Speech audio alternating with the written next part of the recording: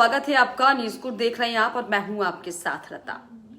उत्तराखंड में एक बार फिर से डिजिटल अरेस्ट के नाम पर जो है लाखों की ठगी के मामले जो है वो सामने आते हुए दिखाई पड़ रहे हैं और इसी कड़ी में एक बार फिर से डिजिटल अरेस्ट के नाम पर एक महिला से 10 लाख के करीब जो है रकम वसूलने का मामला सामने आया, जिसमें उधम सिंह नगर में साइबर ठगों ने एक प्रोफेसर की पत्नी को 9 घंटे तक डिजिटल अरेस्ट कर उसके खाते से करीब 10 लाख रुपए अपने खाते में ट्रांसफर करा लिए। अब सोचिए कि लगातार जो है मामला किस तरीके से डिजिटल अरेस्ट के नाम पर और साइबर क्राइम के नाम पर बढ़ता हुआ दिखाई पड़ रहा है। हालांकि सरकार की तरफ से पुरजोर कोशिश हो रही है और जो साइबर क्राइम सेल्स हैं अब वो भी दरअसल एक्टिव होते हुए दिखाई पड़ रहे हैं, लेकिन ये जो मामले हैं दरअसल ये बढ़ते जा रहे हैं। और आप सोचिए कि अभी जो नया मामला उधम सिंह नगर से सामने आया है, इसमें ठगों ने महिला को उसके खाते में हालांकि 2 करोड़ रुपए डालने और राष्ट्र विरोधी गतिविधियों में शामिल होने की बात कहकर डराया। महिला ने दरअसल शिकायत की और आरोपी के खिलाफ हालांकि कार्रवाई हो रही है, लेकिन जिस तरीके से ये मामला सामने आया, कैसे टांडा उज्जैन के निवासी एक महिला के पति हालांकि नैनीताल जिले में एक महाविद्यालय में प्राध्यापक हैं, नौकरी करते हैं और 18 दिसंबर को जब पति के घर से बाहर जाने के बाद महिला घर पर अकेली थी। आप सोचिए कि सारी डिटेल्स इनके पास होती है। सुबह 8 बजे के करीब महिला के मोबाइल पर कॉल आता है, जिसमें कॉलर खुद को मुंबई पुलिस का अधिकारी बताता है। उसने महिला के राष्ट्र विरोधी गतिविधियों में लिप्त होने और उसके केनरा बैंक मुंबई स्थित खाते में किसी नरेश गोयल ने 2 करोड़ रुपए की रकम ट्रांसफर की जाने की बात कही।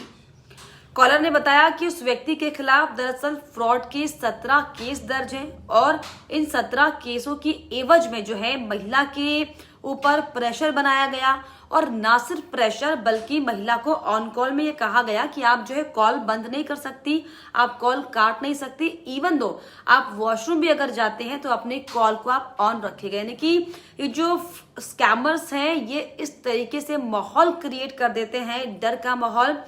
जिसमें आपको जो है चीजें जेन्युइन लगनी शुरू हो जाएंगी और उसके बाद जो है आपके खातों से पैसे वसूलने का काम ये करते हैं। कि महिला कॉलर से ये कहा गया कि उसका केनरा बैंक में कोई अकाउंट नहीं है, पर इस पर कॉलर ने कहा कि केनरा बैंक में उसका आधार कार्ड और बायोमेट्रिक मिला है।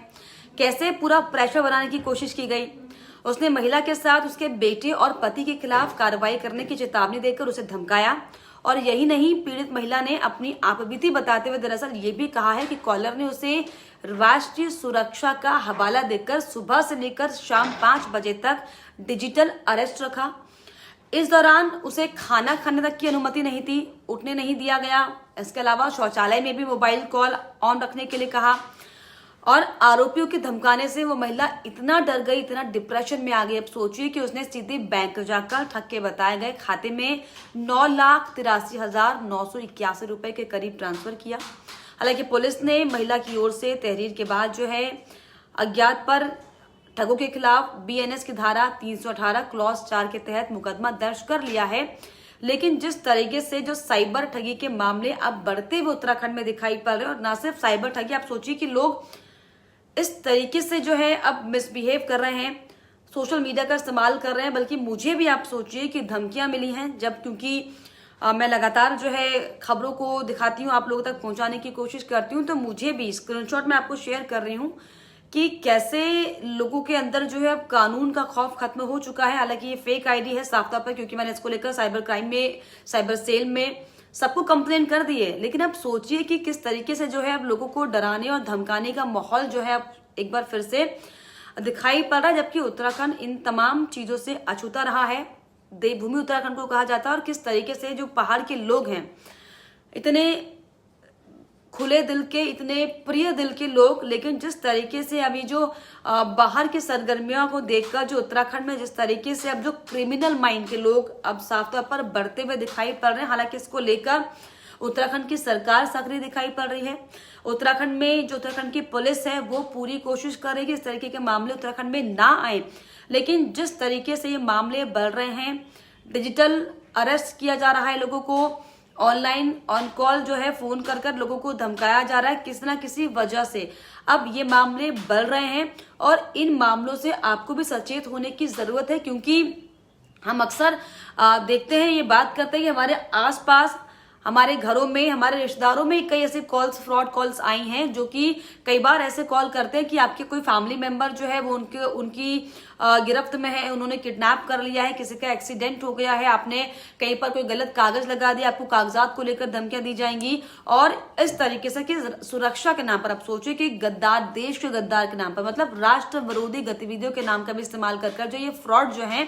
अब लोगों से मोटी मोटी रकम जो है ऐंठने का काम कर रहे हैं, क्योंकि सोशल मीडिया का ये जमाना है और सोशल मीडिया के थ्रू बहुत आसान है लोगों के घरों तक पहुंचना, लोगों के दिल और दिमाग तक पहुंचना। ऐसे में आप सभी से भी जो है ये गुजारिश है कि अगर आपको भी इस तरह की कोई कॉल्स आती हैं, आप इन्हें अवॉइड कीजिए, तुरंत अपने नजदीकी थाने में जाकर इसकी शिकायत कीजिए और कोशिश कीजिए कि आप डरने के बजाय हिम्मत से उस कॉल का सामना करें, लोगों से बातचीत करें और उनके बहकावे में ना आए, क्योंकि ये बहुत बड़ा नुकसान आपका कर सकती है। कई बार तो ऐसी भी खबरें सामने आई कि आप सोचिए कि ऑन कॉल जो है लोगों को इतना डरा दिया गया कि लोगों ने सुसाइड तक कर लिया। तो इन चीजों से ना डरकर, निडर होकर हम सबको जो है इसे फेस करना है, इसका सामना करना है और ये कोशिश करनी है कि किसी भी तरीके से जो इस तरह की फ्रॉड्स कॉल्स आ रही हैं आपके परिवारजनों को, आपको इन्हें इग्नोर करते हुए कोई भी चीज, अपनी OTP नंबर, कोई भी जरूरी जो है चीजें शेयर ना करें। घरों पे रहें, स्वस्थ रहें, हेल्दी रहें, मस्त रहें, लेकिन इस तरह की जो चीजें, गतिविधियां सामने आ रही, जो ये अपराध इस तरह के सामने आ रहे हैं, इनसे जो है अलर्ट रहें और सतर्क रहें। फिलहाल